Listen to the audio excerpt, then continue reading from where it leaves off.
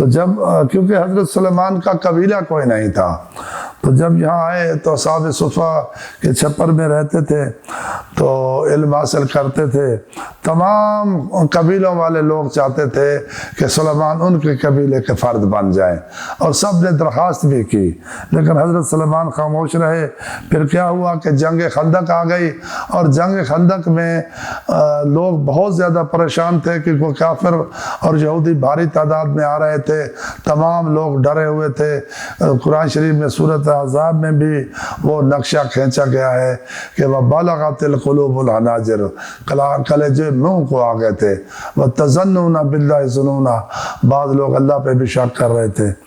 تو اس گھبراہٹ میں کوئی پتہ نہیں چل رہا تھا کہ ہم مدینہ کا دفاع کس طرح کریں، سب لوگ اپنا اپنا مشورہ دے رہے تھے، لیکن حضرت سلیمان فارسی رضی اللہ تعالیٰ عنہ نے خندق کھودنے کا مشورہ دیا، اور آپ کا مشورہ یہ تھا کہ اسلام کے دامن میں آپ اپنا گھر کر گئے۔ اب جب تک اسلام رہے گا اور جب تک سلیمان فارسی، جب تک مسلمان رہیں گے، حضرت سلیمان فارسی ان کے دل میں رہیں گے، اور حضرت سلیمان فارسی ہر دور میں مسلمانوں کے محسن کی حیثیت سے یاد کیے جاتے رہیں گے۔ تو چنانچہ خندق کھودی گئی۔ تو جب خندق کھودی گئی تو ہر صحابی کے حصے میں 4 ہاتھ یعنی 8 فٹ خندق آئی۔ تو 8 فٹ خندق ہر حصے میں آئی، تو کچھ لوگ اکیلے اکیلے کھود رہے تھے، کچھ گروپوں کی شکل میں کھود رہے تھے۔ تو حضرت سلیمان فارسی گو کہ بہت عمر رسیدہ آدمی تھے، ان کی عمر کوئی تقریباً 100-150 سال کے لگ بھگ تھی یا اس سے بھی زیادہ تھی، لیکن جوانوں سے بھی بڑھ کے کام کر رہے تھے۔ جب ان کا کام دیکھا تو سب لوگ کہتے تھے کہ حضرت سلیمان فارسی ان کے گروپ میں آ جائیں۔ تو جب حضور نے دیکھا کہ تمام لوگ کہہ رہے ہیں ورحمۃ اللہ، حضور رحمۃ اللہ عالمین تھے، کسی کا دل نہیں دکھانا چاہتے تھے کہ اگر سلیمان کہیں گئے تو دوسرے ناراض ہو سکتے ہیں، تو فوراً حضور نے فرمایا السلیمان منا اہل البیت، سلیمان میری اہل بیت ہیں، آج سے یہ میرے گھر کے فرد ہیں۔ حضرت ابوبکر کی معذرت کیا تھی؟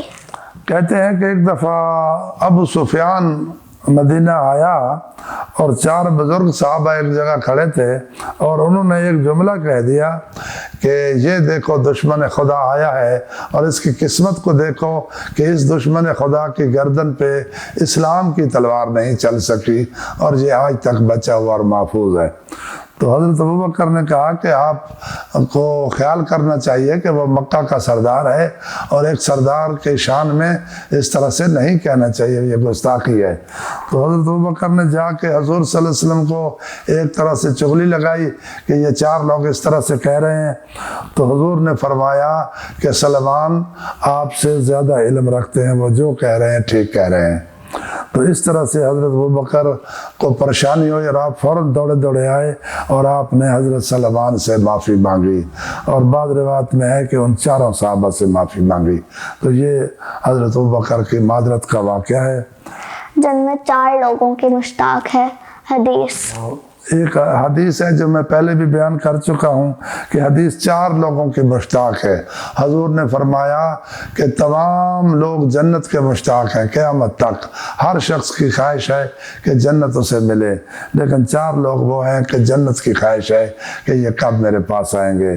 وہ علی ہیں، عمار ہیں، ابو ذر ہیں، اور سلیمان ہیں، اور ایک جگہ حذیفہ کا نام ہے، اور بعض حدیثوں میں 3 کا نام ہے، کچھ نام بدلے ہوئے ہیں، لیکن حضرت سلیمان، حضرت علی یہ ہر جگہ موجود ہیں۔ زہد و تقوی کیا ہے؟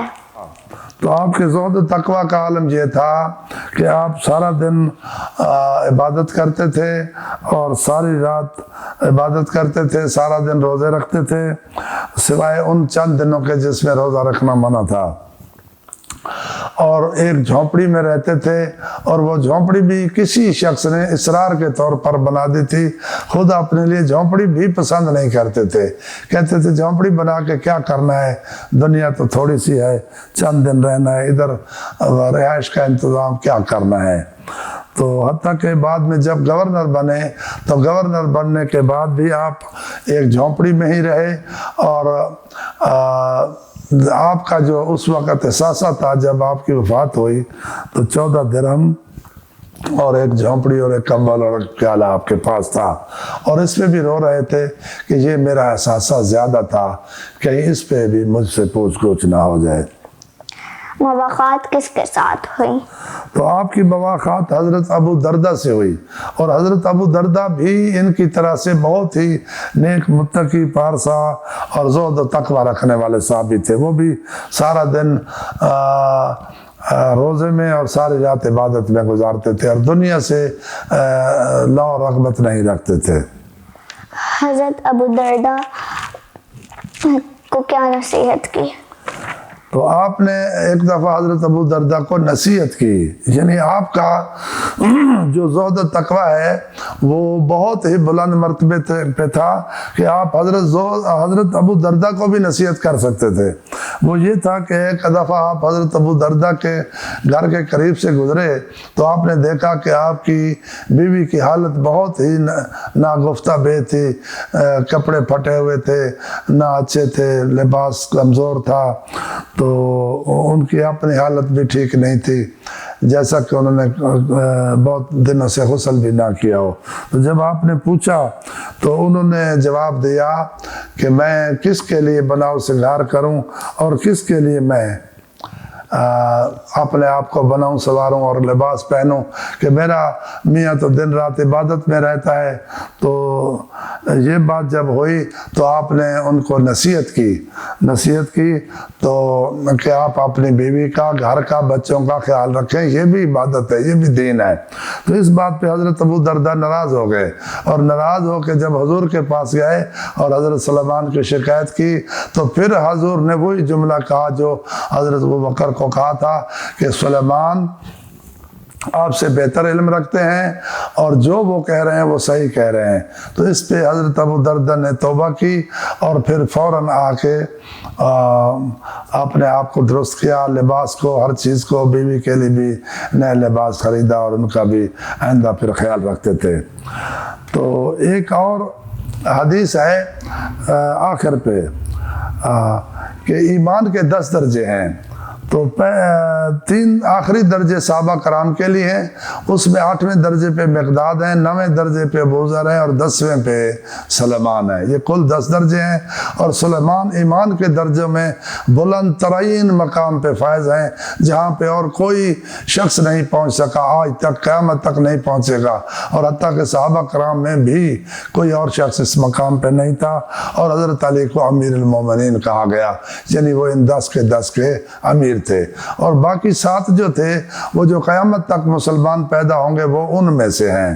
اور پہلے درجے پہ وہ ہیں جو محمد و آل محمد سے محبت کرتے ہیں، دوسرے درجے پہ وہ ہیں جو محمد اور آل محمد کے دشمنوں سے بیزاری کا اعلان کرتے ہیں یا دل میں رکھتے ہیں، تیسرے وہ ہیں جو اسلام کے لیے ہجرت کرتے ہیں، چوتھے وہ ہیں جو اسلام کے لیے مال خرچ کرتے ہیں، پانچویں وہ ہیں جو اسلام کے لیے اپنی جان قربان کرتے ہیں، چھٹے وہ ہیں جو اسلام کے لیے اپنے بچے قربان کرتے ہیں، اور 7ویں درجے پہ وہ ہیں کہ جو کبھی ضرورت پڑے تو اسلام کے لیے اپنی عزتیں بھی قربان کرتے ہیں۔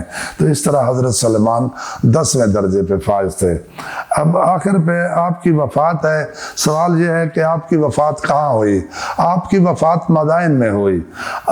کتابوں میں ہے کہ آپ کو حضرت عمر کے زمانے میں بھی، خلافت کے زمانے میں مدائن کا گورنر بنایا گیا تھا، اور وہاں آپ گدھے پہ سوار ہو کے گئے تھے، تو وہاں سادہ زندگی میں رہتے تھے۔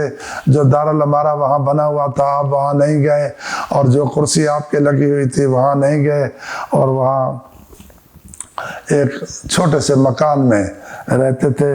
اور ایک واقعہ یہ بھی ہے کہ چوریاں بڑھ گئیں، اور انہوں نے کہا پتہ نہیں گورنر آ گیا ہے، مسجد میں بیٹھ گیا ہے، سادہ بندہ ہے، تو انہوں نے کتوں کو حکم دیا کہ کتے شہر کی نگرانی کرنے لگے، اور جو بھی چور ہوتا تھا اس کو پکڑ کے مسجد کے دروازے پہ لے آتے تھے، اور آپ ان کا ہاتھ نہیں کاٹتے تھے، بس ان کو نصیحت کر کے اور وعدہ اور توبہ لے کے چھوڑ دیتے تھے، اور وہ پھر چور کبھی چوری نہیں کرتا تھا۔ اور جب تک آپ وہاں رہے تو مکمل امن قائم ہو گیا، اور پھر دوسری دفعہ حضرت علی نے بھی آپ کو مدائن کا گورنر بنایا، اور کہتے ہیں کہ صرف چند ہفتے زندہ رہے اور اس دنیا سے چلے گئے۔ اور आपकी वफात कब हुई?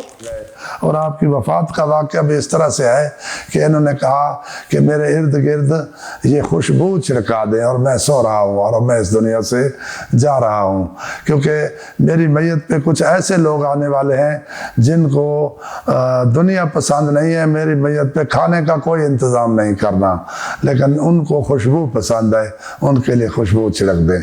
तो खुशबू छिड़क दी गई। अब कहा कि आप यहाँ से चले जाएं। वो लोग चले गए और जब कुछ देर के बाद वापस आए तो आप इस दुनिया से जा चुके थे। इन्ना लिल्लाहि व इन्ना इलैहि राजिऊन। हमें अल्लाह ताला इन लोग जैसे लोगों की मोहब्बत अता करे, इनके नक्श कदम पे चलने की तौफीक अता करे। अल्लाह हमारे गुनाह माफ़ करे और आखिरत में हमें इनका पड़ोसी बनाए। अल्लाहुम्मा सल्ली अला मुहम्मद व आले मुहम्मद व अज्जिल फरजहुम। तो फ्रेंड्स, उम्मीद है आपको ये वीडियो अच्छी लगी होगी। मज़ीद अच्छी अच्छी वीडियोस के लिए हमारे चैनल को सब्सक्राइब कर लें और बेल आइकन को दबाना मत भूलिएगा। अल्लाह हाफ़िज़।